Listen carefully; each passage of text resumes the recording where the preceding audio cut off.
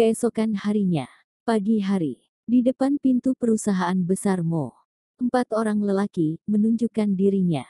Di sini, salah seorang lelaki menutup matanya, mendongak menghitung jumlah lantai perusahaan besar Mo, mendecap lidahnya dan berkata, benar-benar tinggi. Bos sekarang sedang ngapain? Satu lelaki lainnya bertanya dengan suara kecil. Seharusnya sedang tidur. Lelaki ketiga berkata. Juga ada kemungkinan sedang minum alkohol, lelaki terakhir itu berkata sambil menopang dagunya. Kalau kita langsung masuk bisa mengganggu istirahat bos tidak? Lelaki pertama berkata ragu-ragu. Di depan pintu ada banyak polisi, lelaki kedua tertawa. Juga ada 7 orang yang tersembunyi sedang melihat kita, sudut dinding, seberang jalan, di dalam mobil wah, mereka semua sangat hebat, lelaki ketiga mendecap lidah. Juga ada itu yang sedang duduk membaca koran, korannya saja terbalik, matanya juga sedang melihat kita, lelaki terakhir menambahkan. Orang itu berjarak ratusan meter, kamu masih bisa melihat korannya terbalik, Hendy kamu makin hebat, lelaki ketiga berkata kaget. Lelaki yang bernama Hans itu berkata tidak sabar, aku tidak sepertimu, penulis Hans, demi menulis, matamu saja sudah minus. Berkorban demi seni, lelaki bernama Hans itu mengelus belakang kepalanya, berkata canggung. Duh, Kak Hans, pekerjaan kita adalah tentara bayaran, bukan seniman, kamu jangan salah prioritas. Hendy menghela nafas, mengangkat bahunya. Kakak lelakinya ini, kecuali suka menulis apapun baik. Cerita yang ditulisnya juga biasa saja, masih bisa dibaca, menghabiskan waktu luang. Masalahnya tulisnya sangat lambat, para pembaca marah-marah meminta update. Namun Hendy juga mengerti kakaknya, karena Hans bukan fokus bekerja sebagai penulis, dia hanya karena hobi. Selain itu, Hans juga sibuk, seharian ke sana kemari untuk menyelesaikan misi. Melihat para pembaca sudah semakin mendesaknya, Hans bahkan ketika sedang berperang juga tetap mengeluarkan catatan kecilnya dan menulis beberapa paragraf. Ada beberapa kali karena terlalu konsentrasi menulis, Hans hampir gagal dalam menyelesaikan misi. Terhadap hobi kakaknya ini, Hendy tidak tertarik.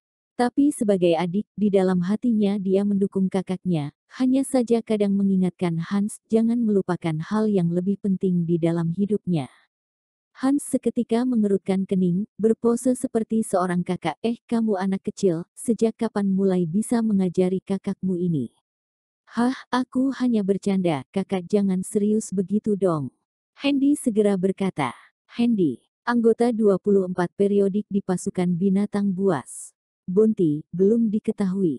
Hans, juga anggota 24 periodik di pasukan binatang buas. Bonti, belum diketahui. 24 periodik pasukan binatang buas total terdiri dari 24 orang tentara bayaran. Sama dengan nama artinya, nama ini diambil Robert dari 24 periode kalender lunar zaman dulu. Karena sangat kebetulan, keahlian 24 orang ini sangat mirip dengan 24 periode. Hans dan Hendy, mereka berdua adalah saudara kembar, memiliki kemampuan telepati kalau menjalankan misi, biasanya akan dibagi dalam satu kelompok. 24 periodik adalah kelompok kecil di pasukan binatang buas yang sangat rahasia. Semua anggotanya adalah anak muda, baru saja memulai karir di panggung internasional, atau mungkin belum mulai terkenal, sudah direkrut oleh Robert. Bisa dipandang oleh Robert, pasti mempunyai keahlian tersembunyi, membuatnya ingin melatih mereka menjadi senjata rahasia pasukan binatang buas. Orang-orang ini tidak mendapatkan ketenaran, juga tidak diperhatikan oleh world government, oleh karena itu, kalaupun mereka memiliki keahlian yang sangat tinggi tapi bonti mereka nol. Kalian adik kakak boleh tidak tenang sedikit, telingaku sudah mau rusak. Lelaki parubaya di sebelah mengorek telinganya, mengomel, benar-benar anak muda zaman sekarang, sama sekali tidak bisa memikirkan perasaan senior. Paman Steel kita mana berani. Hans dan Hendy segera berubah menurut Steel Bull, salah satu anggota pasukan binatang buas. Bounty yang diberikan world government mencapai 700 juta dolar Amerika Serikat. Meskipun belum termasuk 4 binatang buas, tapi keahlian Steel Bull sudah pasti berada di jajaran puncak di dalam pasukan binatang buas. Sudah, jangan mengobrol lagi, kita masuk, jangan biarkan bos menunggu lama, kata lelaki yang berbicara pertama tadi sambil melirik tiga temannya. Orang ini adalah anak muda, sangat muda, maksimal tidak melewati 25 tahun. Rambut pendek, ekspresi wajahnya dingin, terlihat sedikit emosian, terlihat seperti orang yang tidak boleh disinggung. Wajahnya bernilai 8, adalah lelaki tampan.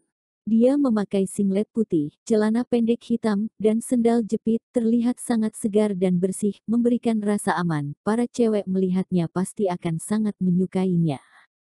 Fierce Tiger, termasuk 4 binatang buas di pasukan binatang buas. Bounty yang diberikan World Government mencapai 850 juta dolar Amerika Serikat. Bersamaan, dia juga termasuk dalam 10 bawahan Four Gods and Eight Kings yang paling diwaspadai. Satu adalah karena keahlian, dua adalah karena usianya.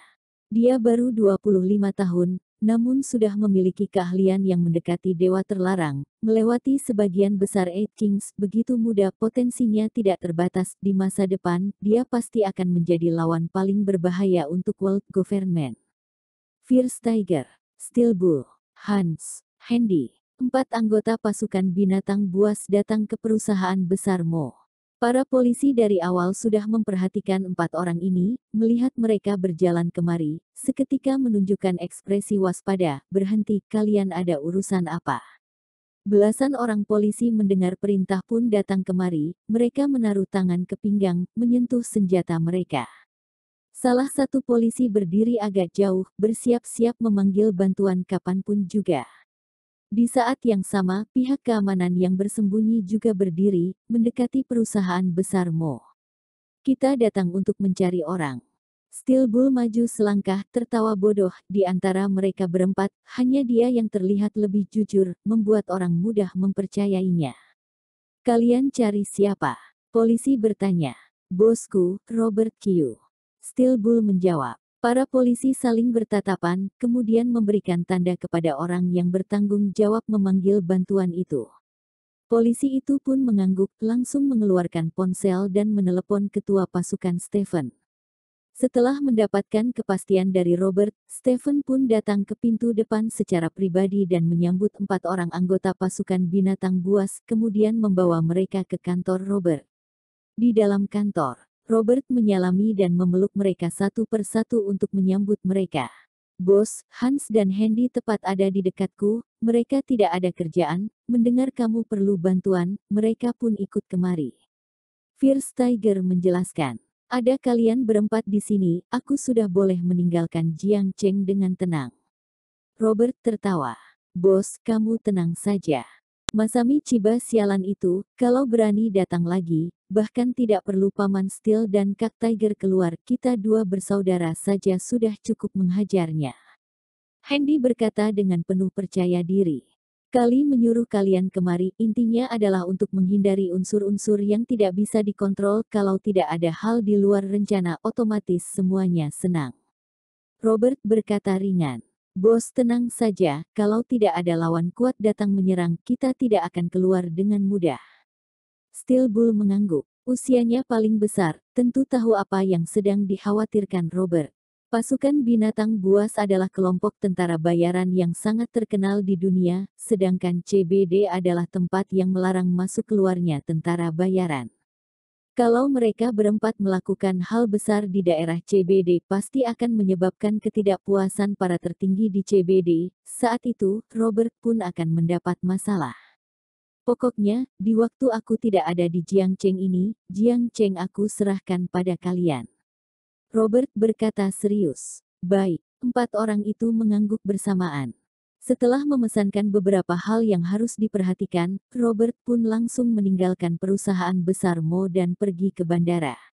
Bandara adalah sebuah tempat yang sangat ramai, meskipun dalam hati Robert penuh dengan kemarahan, namun agar tidak mempengaruhi orang lain, dia pun menenangkan suasana hatinya, membuat dirinya tidak ada bedanya dengan orang biasa.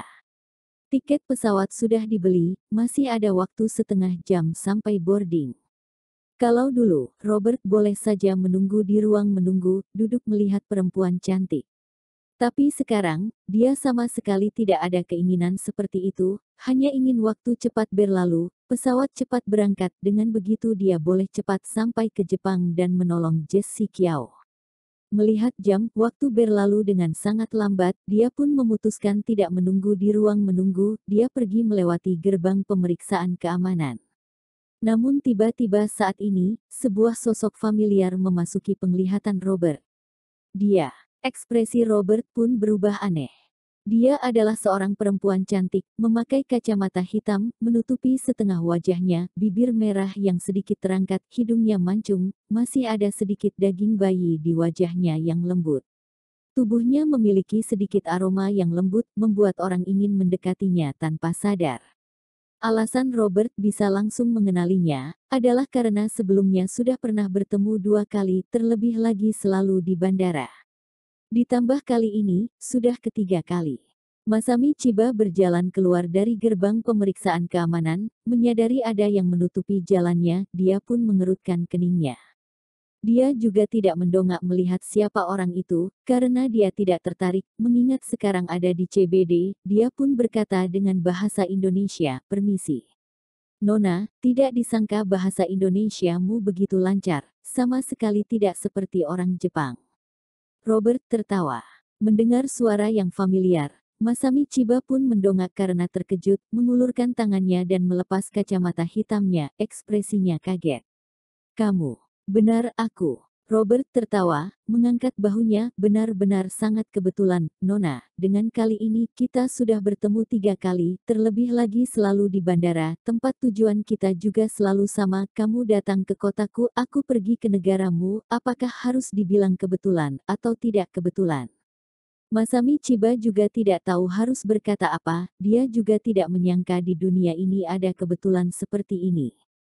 Setelah menyerahkan Rose ke tangan Ryuma Shinichi, Masami Chiba pun membeli tiket pesawat dan segera ke CBD untuk mencari Robert balas dendam.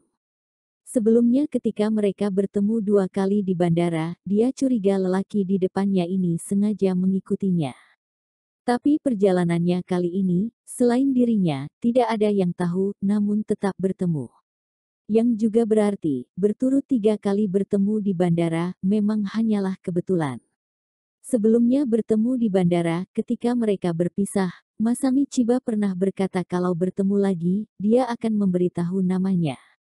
Tapi, setelah keluarganya dihancurkan, Masami Chiba sudah tidak ada suasana hati ini, dia sama sekali tidak tertarik lagi pada orang di depannya ini, hanya ingin cepat ke depan Robert dan membunuhnya untuk memuaskan kebencian di hatinya.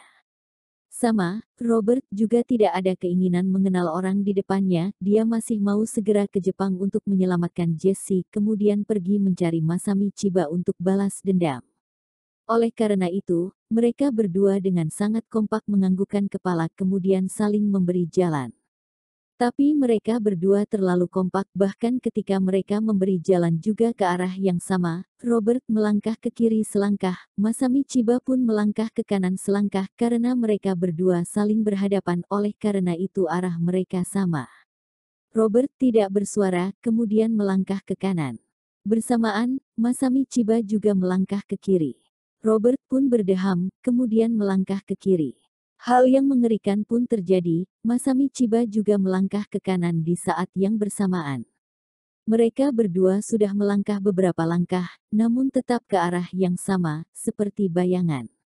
Suasananya sangat canggung, Robert dengan kesal mendongak dan melihat Masami juga mendongak di saat yang sama, mata yang bersinar tepat sedang melihatnya.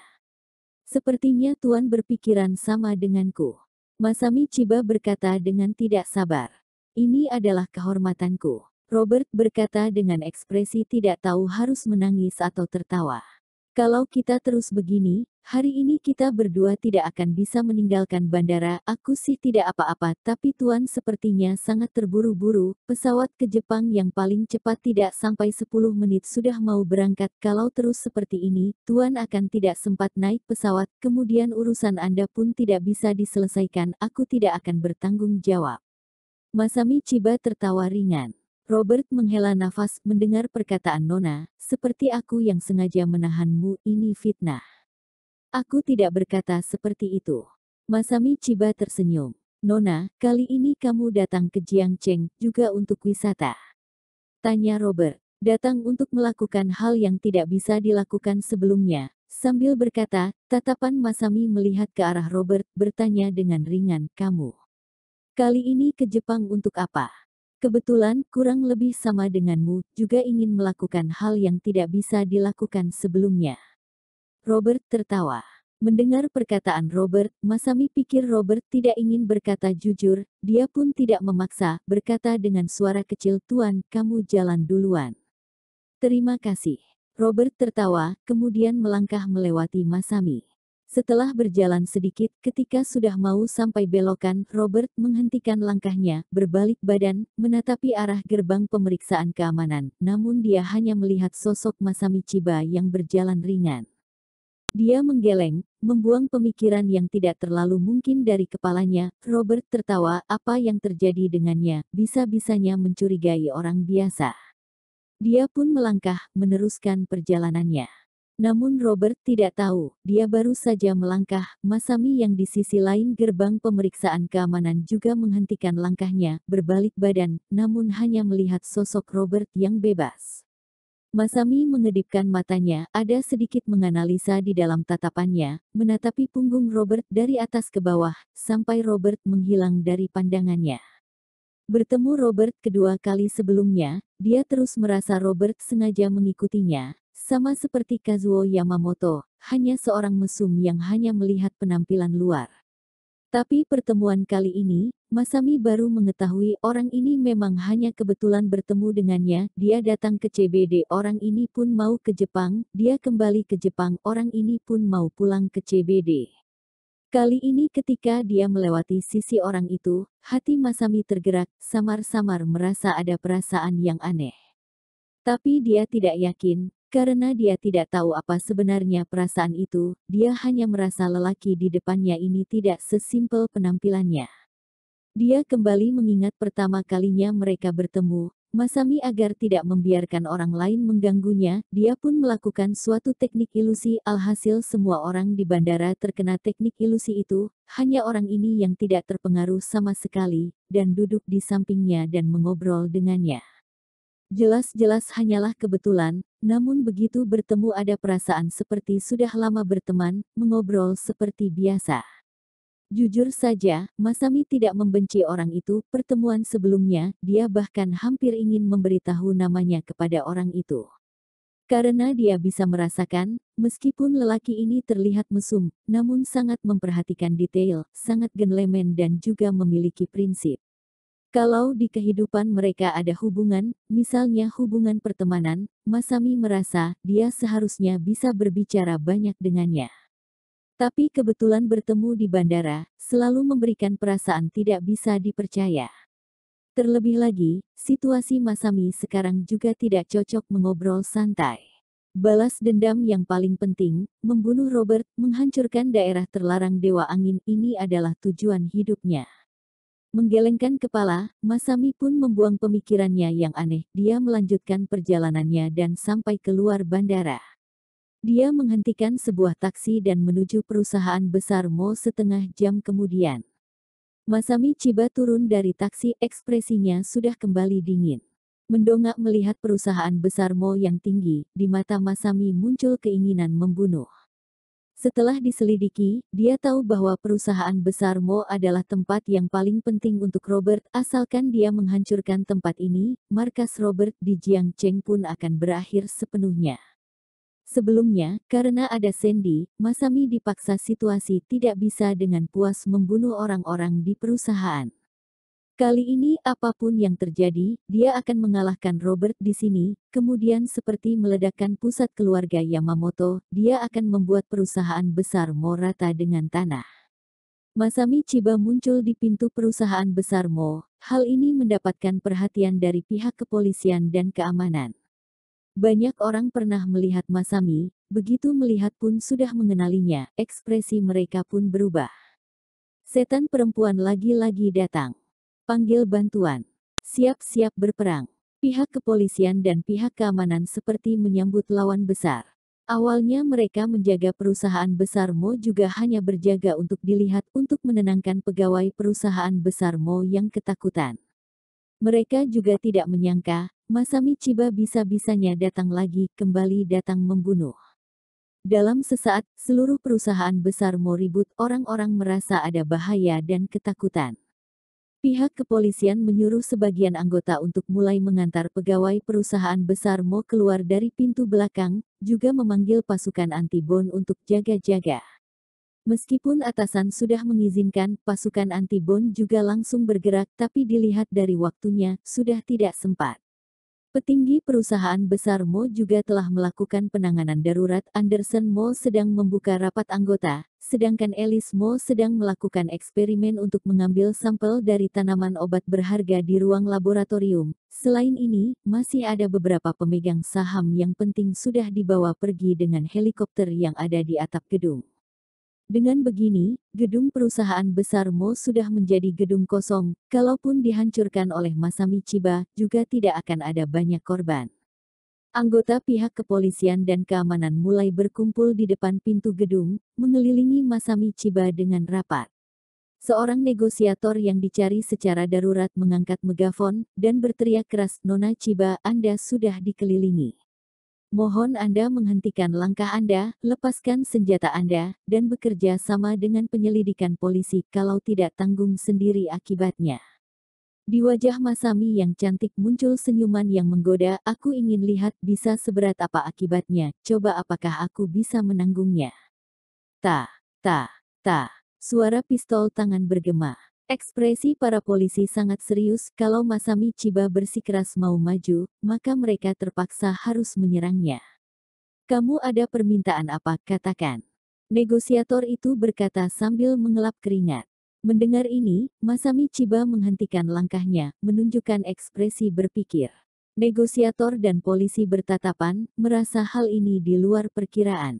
Namun bagus juga begini, asalkan untuk sementara bisa menghentikan setan perempuan ini maju, tidak peduli apa permintaannya, hadapi dulu saja.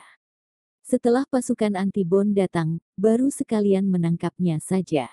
Memikirkan sampai sini, setelah negosiator dan para polisi berganti tatapan, dia kembali mengangkat megafonnya, "Nona China, mohon katakan permintaan Anda, asalkan Anda tidak sembarangan membunuh, kamu akan memenuhi permintaan Anda sebisa mungkin, semua hal boleh dibicarakan. Serahkan Robert Kyu. Biarkan aku melakukan sesukaku kepadanya." Suara Masami Chiba sangat ringan, tapi menyebar, seluruh orang yang ada di tempat bisa mendengar dengan sangat jelas. Robert Kyu. Siapa dia? Negosiator sedikit tidak mengerti, dia tidak mengenal Robert. Stephen Kin yang di samping pun mengambil megafon, mengerutkan kening, "Nona Chiba, jujur saja saya katakan, Tuan Kyu baru saja meninggalkan Jiang Cheng."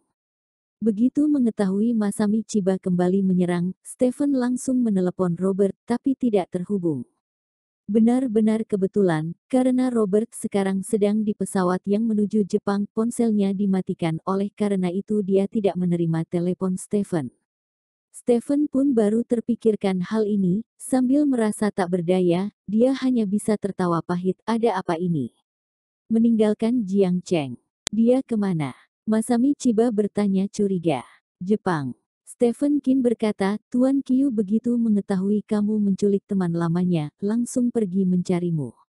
Masami Chiba bengong, sama sekali tidak menyangka bisa-bisanya sesial ini, namun langsung merasa sedikit lega karena tidak peduli bagaimana Robert merusak Jepang, sekarang sudah tidak terlalu ada hubungan dengannya lagi. Terlebih lagi, dia tahu, Ross yang sekarang, sudah dibawa ke Amerika oleh 10 kapal militer yang dikirim oleh World Government, seharusnya sekarang sedang di atas laut. Kalau Robert mau menyelamatkan Ross, dia hanya bisa menghentikan 10 kapal militer di atas laut. Tapi misi ini adalah misi yang tidak mungkin. Apa itu kapal militer? Dilengkapi dengan senjata dan bom, kapal militer biasa bisa melawan sebuah brigade tentara, bukanlah sebuah lelucon. Terlebih lagi di setiap kapal militer ada seorang mayor jenderal yang memimpin. 10 kapal militer, maka ada 10 mayor jenderal. Selain ini, masih ada seorang letnan jenderal yang hebat memimpin seluruh tentara. Pasukan yang begitu hebat berlayar di atas laut, tidak ada yang bisa menahan mereka. Kalaupun Robert memiliki 3 kepala dan 6 lengan, juga tidak akan mungkin menyelamatkan Ross dari 10 kapal militer. Setelah menyingkirkan kemungkinan ini, Robert ingin menyelamatkan Ross, hanya ada satu cara, yaitu melabrak masuk markas pusat World Government. Terlebih lagi dengan kepribadian Robert yang sebelumnya menyerang keras cabang Jepang, bisa dilihat orang ini demi menyelamatkan teman, sangat memungkinkan melakukan hal yang gila. Kalau benar begitu, maka pembayaran yang harus dibayar oleh Robert adalah membawa seluruh pasukan binatang buas ke sana karena tidak peduli dilihat dari aspek mana. Robert dan daerah terlarang Dewa Anginnya tidak mungkin adalah lawan dari markas pusat World Government. Di sana adalah pertengahan dari dunia ini, tempat di mana para orang hebat berkumpul. Pertama-tama, ada 3 orang jenderal berbintang 5 yang memimpin. Ketiga orang ini dikabarkan adalah orang terhebat di World Government. Setiap jenderal bintang 5, dengar-dengar memiliki kemampuan yang tidak kalah dari seorang dewa terlarang. Selain itu, masih ada 7 orang jenderal berbintang 4, 13 orang jenderal berbintang 3, dan beberapa jenderal biasa. Selain itu, masih ada Eight Kings yang senantiasa menanti perintah. Pasukan seperti ini, kalaupun 4 dewa terlarang bekerja sama, juga harus berpikir panjang. Masami Chiba tiba-tiba merasa keputusannya benar. Sebelumnya dia menggunakan Higashi no Keigo, membuat Robert menyerang cabang Jepang, benar-benar memutus hubungan dengan World Government. Sekarang, dia hanya menggunakan seorang Ross, sudah bisa dengan mudah menggerakkan berbagai pihak dunia. Begitu daerah terlarang Dewa Angin berkelahi dengan World Government, maka ini adalah waktu untuk mengambil kesempatan. Memikirkan sampai sini, Masami Chiba pun semakin senang. Dia mengulurkan tangan, membalik telapak tangannya, sebuah benda yang terlihat seperti kotak musik perlahan-lahan naik, melayang di udara. Karena dia tidak ada di sini, maka aku hancurkan saja gedung ini. Masami Chiba menunjukkan senyum yang menggoda dan lembut. Di saat ini, di lantai paling tinggi, Steel Bull yang baru saja menutup mata, bermaksud tidur siang, kembali membuka mata dan menguap. Ada apa? Kenapa begitu ribut di bawah? Orang paruh baya sangat memerlukan tidur untuk istirahat. Para anak muda ini benar-benar keterlaluan. Apakah mereka tidak bisa memikirkan perasaanku sedikit? Dia mendengus dengan gusar berdiri, berjalan ke depan jendela, mengulurkan kakinya, dan langsung menendang keluar. Biar, temper gelas pun langsung pecah. Bruk, dia bisa-bisanya langsung lompat dari lantai paling tinggi, dan menyebabkan tanah bergetar.